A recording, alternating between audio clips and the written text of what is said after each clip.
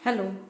यहाँ हम सेमेस्टर 3 के लिए जिनका प्रथम गौण द्वितीय गौण हिंदी है, अ, उनके लिए पेपर 5 देखेंगे, जिसमें हम देखेंगे कि बालकृष्ण शर्मा नवीन का परिचय दीजिए। एक प्रश्न उनका यह है कि बालकृष्ण शर्मा नवीन का परिचय दीजिए, जिसे हम प्रस्तावना, जीवन परिचय, साहित्य परिचय और उपसंहार के रूप में देखेंगे। यहाँ देखते हैं कि बालकृष्ण शर्मा नवीन, जिनका जन्म 1897 में हुआ और उनकी मृत्यु 1960 ईस्वी में हुई। ये हिंदी के कवि थे। वे परंपरा और समकालीनता के कवि हैं। उनकी कविता में स्वच्छंदतावादी धारा के प्रतिनिधि स्वर के साथ साथ राष्ट्रीय आंदोलन की चेतना, गांधी दर्शन और संवेदनाओं की झंकृतियाँ समान ऊर्जा और उठान के साथ सुनी जा सकती है। आधुनिक हिंदी कविता के विकास में उनका स्थान अविस्मरणीय है। वे जीवन भर पत्रकारिता और राष्ट्रीय आंदोलन से जुड़े रहे। नवीन जी द्विवेदी युग के कवि हैं। इनकी कविताओं में भक्ति भावना, राष्ट्र प्रेम तथा विद्रोह का स्वर प्रमुखता से आया है। आपने ब्रज भाषा के प्रभाव से युक्त खड़ी बोली हिंदी काव्यों की रचना की है। उन्हें साहित्य एवं शिक्षा के क्षेत्र में सन 1960 में पद्म भूषण से भी सम्मानित किया गया था। इनके जीवन परिचय के विषय में देखें तो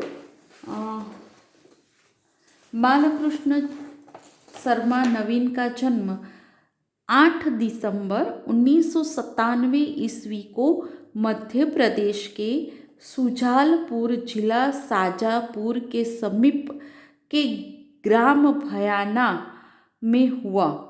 उनके पिता जमुना दास शर्मा वल्लभ मत के अनुयायी थे और नाथ द्वारा के मंदिर में पुरोहिती करते थे। मिडिल तक की पढ़ाई नवीन की गृहजन पद के परगना स्कूल में हुई। आगे की पढ़ाई के लिए उन्हें उज्जैन भेजा गया और वहाँ के माधव कॉलेज में प्रविष्ट होकर मैट्रिक की परीक्षा पास की।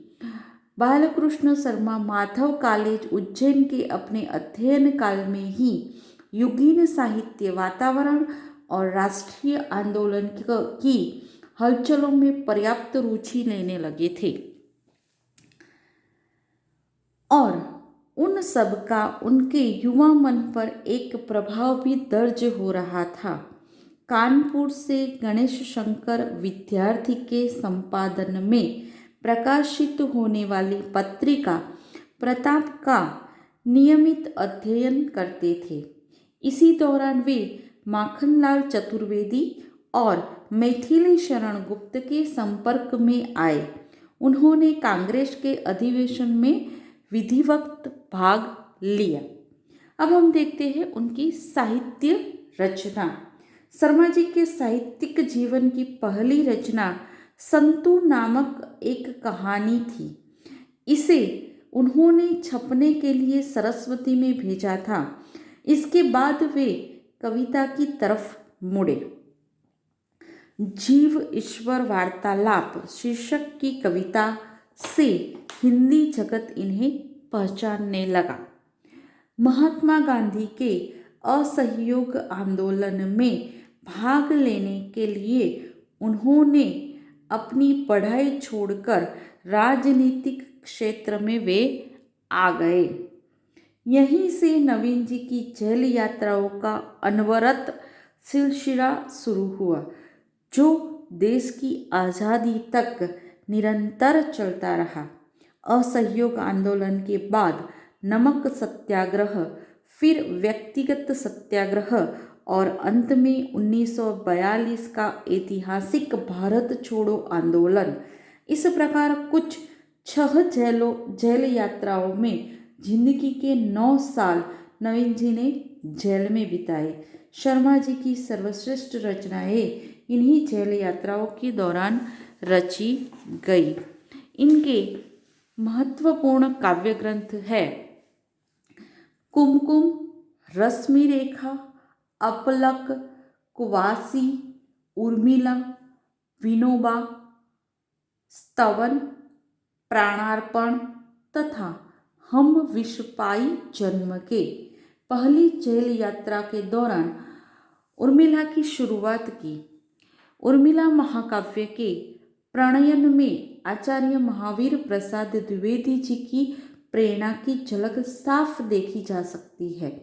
6 सर्गों वाली इस कृति में यद्यपि उर्मिला के जन्म से लेकर लक्ष्मण से पुनर्मिलन तक की कथा कही गई है, लेकिन अन्य पक्षों के बजाय उर्मिला का विरह वर्णन कला की दृष्टि से सबसे सरस बन पड़ा है।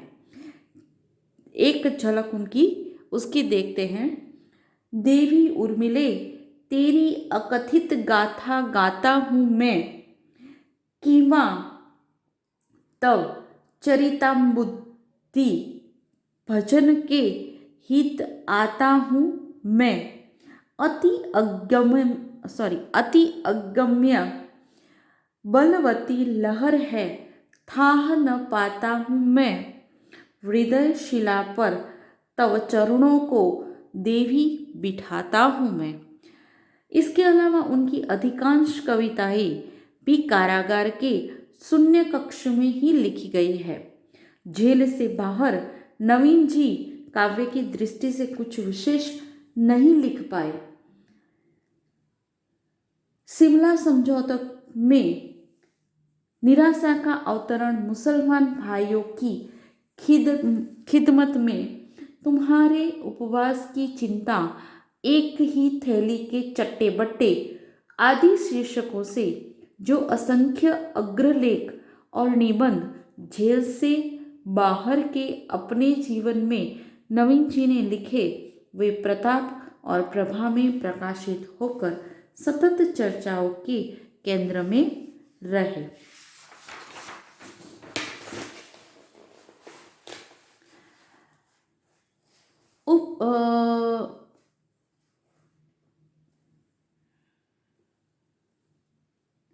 अब हम देखते हैं कि बालकृष्ण शर्मा के साहित्य रचना के पश्चात अब उपसंहार के रूप में हम कह सकते हैं कि बालकृष्ण शर्मा एक अच्छे गद्यकार के साथ एक जागरूक पत्रकार भी थे। उन्होंने विद्यार्थी जी की ओजपूर्ण भावात्मक गद्य शैली को अपना पाथेय बनाया था। विद्यार्थी जी के जीवन काल में ही प्रताप और प्रभा के संपादन का स्वतंत्र दायित्व संभालकर न सिर्फ उन्होंने